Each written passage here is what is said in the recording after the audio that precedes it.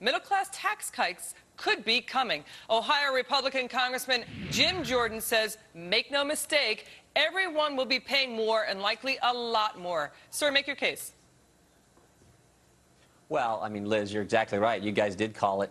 I think this whole debt commission has been set up as a way to put forward the idea that they want to raise taxes. It's the wrong thing to do. I mean, these folks just don't get it. I mean, last week, Speaker Pelosi said that unemployment compensation checks actually create jobs. That's what she said, when in fact we know what creates jobs is letting small business owners, entrepreneurs, and families keep more of their money so they can spend it, invest it, and use it in ways, productive ways, in the private sector. So, yeah, we knew this was coming. This is the whole idea. Spend, spend, spend, run up the big numbers, and then say, oh, the only way we can deal with it is to now raise people's taxes and go back on the promise that the president made. So it's exactly the wrong path to head down. Let's play this out. So the Deficit Commission will be reporting conveniently after the midterm elections. Couldn't they just let the Bush tax cuts expire in 2011 and make no mention of that in their report? Well, they may, in fact, I assume they're planning on doing that, and that's dangerous enough. Liz, you may have seen this.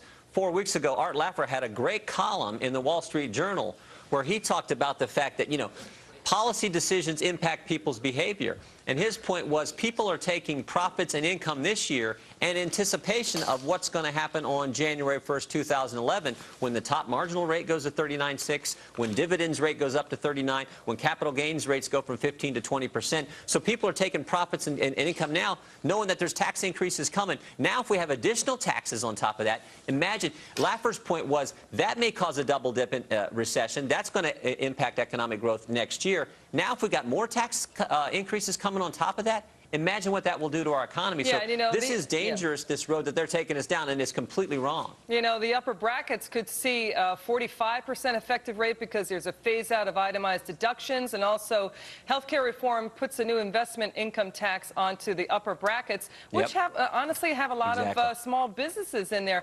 But this deficit commission, you know, they're talking about now about basically cutting the debt load as versus GDP to 21%. We saw that last time in 1999.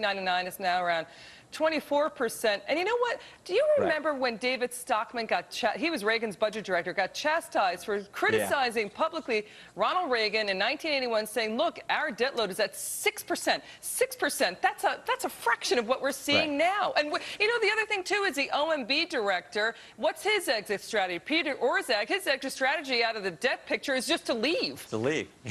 To leave, yeah. Look, we got to do both things. We got to cut spending. I've introduced a balanced budget in Congress. It does the right things. It keeps in place the Bush tax cuts. It protects Social Security and national defense. But I'll let you in on a little secret, Liz. In order to balance a budget, you have to cut spending, and our budget does that. And we put it on the right path.